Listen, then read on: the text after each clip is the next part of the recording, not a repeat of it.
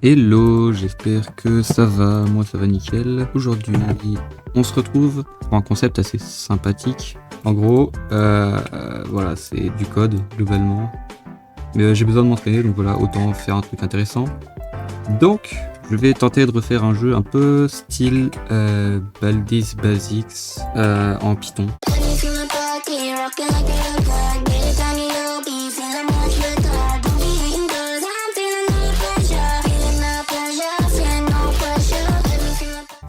Donc pour ce faire, je vais utiliser le module Ursina, qui est donc un module qui permet de gérer la 3D. Bon, globalement, c'est Unity en Python, hein, voilà.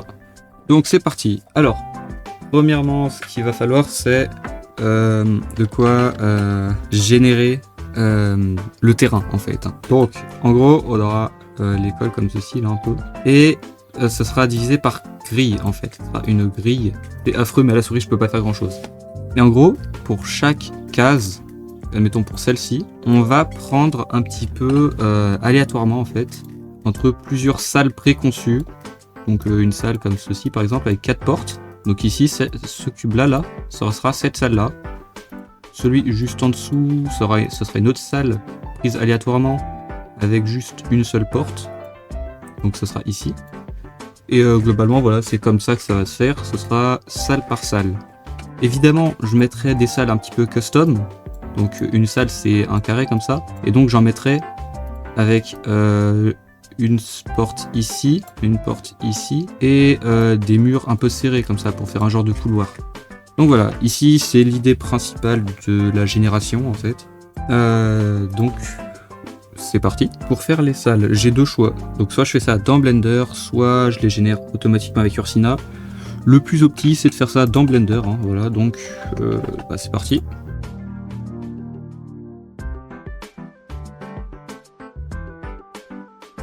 Donc, voici la salle par défaut. Donc c'est là-dessus que va se baser toutes les salles globalement. Voilà, donc la salle principale, ça sera ça. C'est un peu le modèle qui va servir pour toutes les salles. Donc c'est parti, hein, maintenant il s'agit juste de supprimer des faces.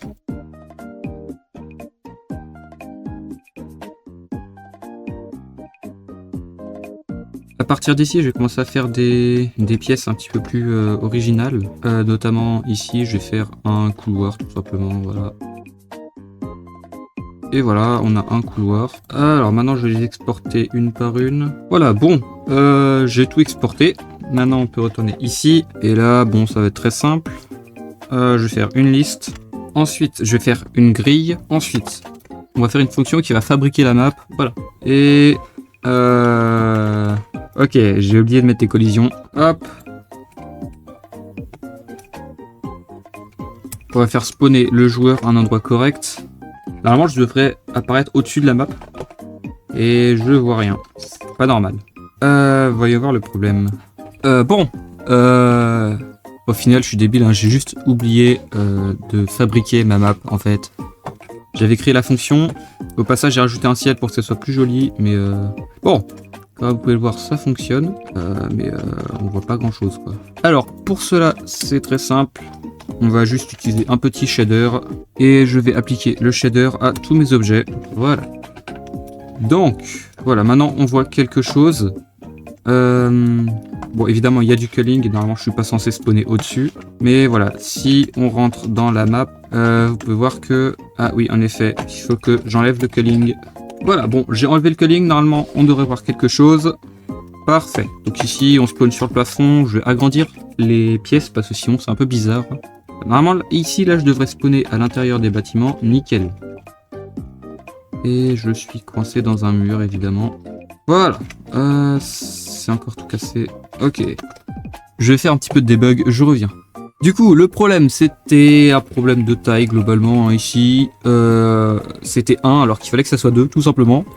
Aussi, ici, j'ai rajouté un room dir, donc comme ça, ce sera plus facile pour stocker les pièces. Voilà, c'est défini, c'est facile. La map, du coup, j'ai rajouté du random, voilà. Donc pour l'instant, elle se génère aléatoirement, donc c'est pas fou. Dans le pire des cas, on peut juste rien faire, hein, voilà.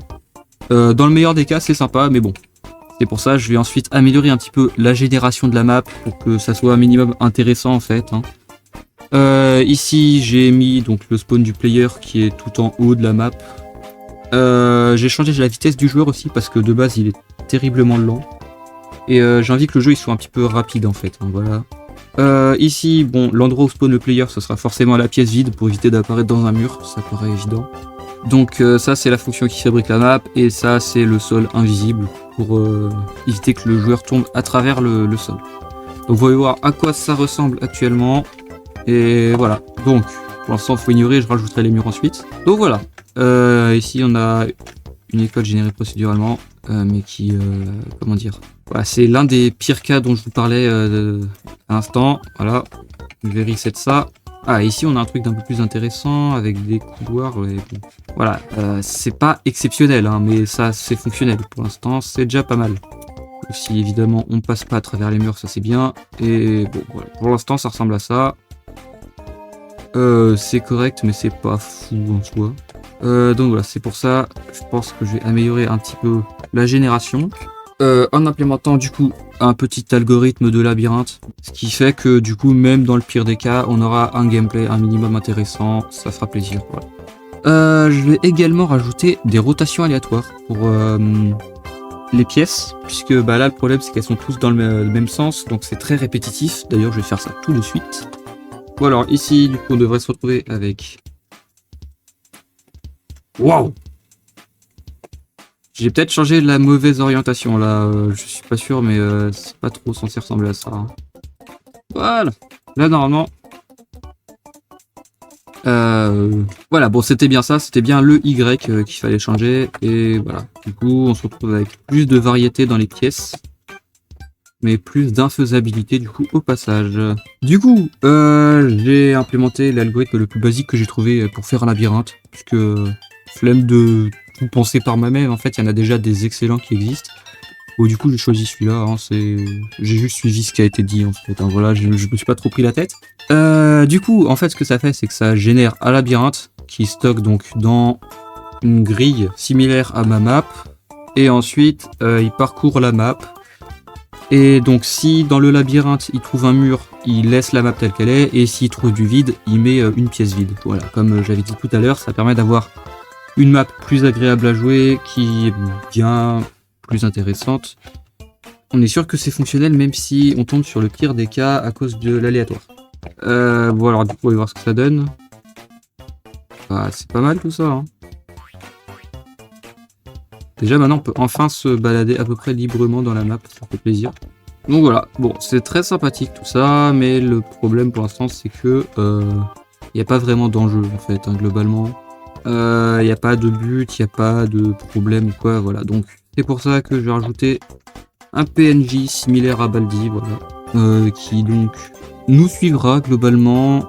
Bon alors du coup, après beaucoup de galères, globalement ce que j'ai fait c'est très simple. Donc ici on a une pièce, mon joueur, moi je suis là, ici, et l'entité, donc le Baldi en quelque sorte, il est là. Donc ce que je vais faire c'est que à chaque tour de boule, donc à chaque frame, j'ai envoyé un rayon devant, hop. Donc s'il touche rien, bah, le Baldi juste il avance, hein, tout simplement. Ensuite, il va relancer un rayon, et cette fois-ci, admettons qu'il touche le mur ici, là, hein. Bon, c'est pas très réaliste, mais du coup, ici, il touche. Du coup, bah, il peut pas avancer, c'est pour ça qu'il va lancer un rayon d'un côté et de l'autre.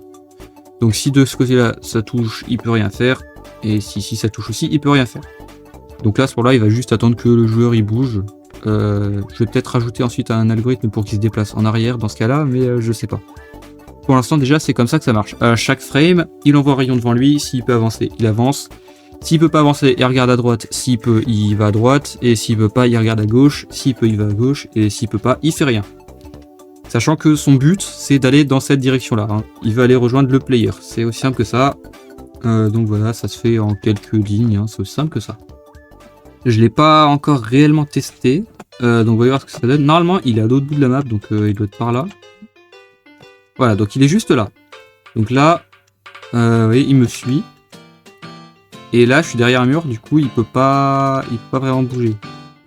Donc, pour l'instant, bon, il est un peu idiot, hein, l'IA, elle est pas très folle, le truc que j'ai fait. Mais ça marche. Il y a un truc qui me suit. Il se prend pas dans les murs, il traverse pas les murs. Là, je pense que ce que je vais faire ensuite, c'est que si je suis à sa droite, il va d'abord regarder à droite, et si je suis à sa gauche, il va d'abord regarder à gauche. Le problème, c'est que bon, il y a bien un conflit de direction. Hein. C'est-à-dire que là, si je me mets derrière un mur et que du coup il doit aller à sa droite, il va pas aller à sa gauche pour vérifier, il va tout de suite aller à sa droite parce que voilà, j'y suis. Alors que par contre, si je me mets à sa gauche, il va tout de suite vérifier à sa droite. Voilà, donc c'est ça, je vais changer ça tout de suite.